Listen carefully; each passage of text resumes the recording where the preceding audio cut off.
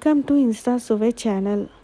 இன்றைக்கி சூப்பரான ஒரு சட்னி எப்படி பண்ணலான்னு பார்க்கலாம். இதுக்கு தேங்காய் தேவையில்லை, தக்காளி தேவையில்லை, வெங்காயம் கூட தேவையில்லை. வாங்க எப்படி பண்ணலான்னு பார்க்கலாம். அதுக்கு ஒரு பேனில் கொஞ்சமாக கடலெண்ணெய் சேர்த்துருக்கேன். ஒரு 7லேருந்து 10 பூண்டு, 2 காஞ்ச மிளகா, இது நல்லா வறுத்துக்கலாம்.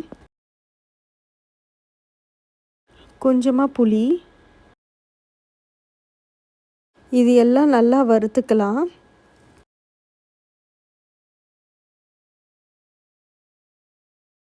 கால் கப் உடச்சக்கல்லை எடுத்துக்கிறேன். இதுவும் நல்லா வறுத்துக்கலாம். இப்போ உடச்சக்கல்லை, பூண்டு, காஞ்ச மிளகா, புளி நல்லா வறுபட்டிருக்கு. நம்ம இப்போது கொஞ்சமாக தண்ணி சேர்த்து நம்ம மிக்ஸி ஜாரில் இதை அரைச்சிக்கலாம். இந்த சட்னிக்கு தேவையான உப்பு, அரைச்ச சட்னியை ஒரு பவுலில் நான் மாற்றிக்கிறேன்.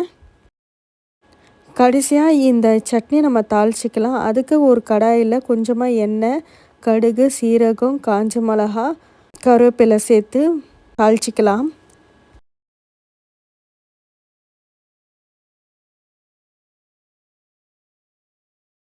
அவ்வளோதாங்க, வெறும் ஒரு 4 பொருளை வச்சு அருமையான சட்னி செஞ்சிடலாம். ஒரு வாட்டி இதை ட்ரை பண்ணி பாருங்கள், கண்டிப்பாக உங்களுக்கு பிடிக்கும். பாய்.